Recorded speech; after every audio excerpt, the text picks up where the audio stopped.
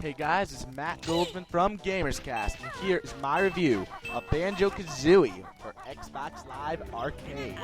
First things first, let's get things straight. This is an emulation of the Nintendo 64 version of the game, but that's not to say Microsoft didn't do their good share of work on the game. They changed all the dialogue and text to match the Xbox 360 controller, and the new control scheme works quite well with the game. However, they also took an enormous amount of time making sure that every single possible reference to Nintendo was removed from the game. I mean, just look at the opening sequence here for a second.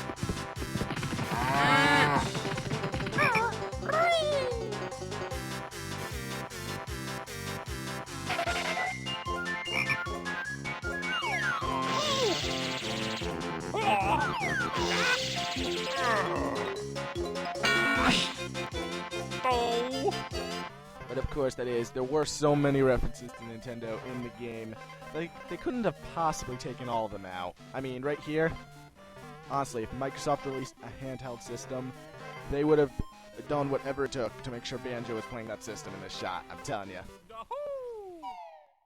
But anyway, the game is pretty much unchanged. The graphics are ultimately the same unless you're in progressive scan mode, in which case there might be a tiny bit more depth, but not much that's really noticeable at all. Ultimately, if you've never played this game, it's pretty much a cross between Mario and Donkey Kong 64, which was also made by Rare, called Rareware back then. But yeah, ultimately, instead of Power Stars and Golden Bananas, you're going out for Jigsaw pieces.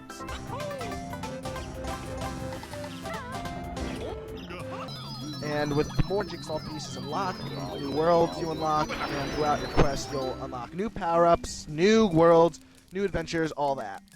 And it's basically just like every good third-person action-adventure platforming Nintendo 64 game was. But yeah, the game, this is the 10th anniversary of the game, and it's still just as solid as it was back in the day. The control scheme feels just pretty much the same, and there are your fair share of achievements in this game, but not really all that much. There's 12, and granted, some of them are pretty much throwaways, like collect 2 jigsaw pieces, which takes all of 5 minutes. But nonetheless, Banjo Kazooie is still the classic self. Now, as for the plot, it's not really the strongest plot in the world, but it's still a plot, and, well, it still works. It still works. Basically, the evil witch, Gruntilda, is, well, she's convinced she is the sexiest thing ever, right? And then her talking pot's basically like, no, this bear cub girl thing is. And I'm like, what? What? I mean, really, what? So then she's like, oh, crap, now I gotta kidnap this bear girl. So then they steal Banjo's sister, Tootie. Then they stick Tootie in this big machine, steal her beauty, and switch it with Gruntilda's ugliness to make Gruntilda like some super sexy person thing, and Tootie into some ugly bear hag thing. Like I said, not the strongest plot in the world, but it is a plot, which a lot of games are sort of lacking nowadays. I mean, the plot for nuts and bolts, I don't get it. I really don't get it. If that demo was the real plot, I might cry.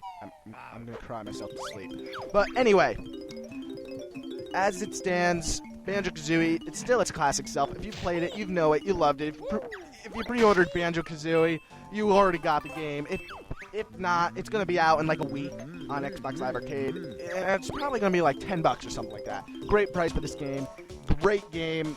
I would definitely pick it up. And hell, for all we know, we could see Banjo Tooie out on Xbox Live Arcade soon. It's a great game. There's no reason not to pick it up. I mean, really, it's one of the strongest Xbox Live Arcade games that are out right now. So Banjo Kazooie, just as good as the N64 days. And there's some bonus gameplay in if you purchase Nuts and Bolts, apparently. I didn't get it yet, so I don't know what it is, but it can't hurt. It really can't. But nonetheless, I give Banjo Kazooie for Xbox Live Arcade a 9.5 out of 10.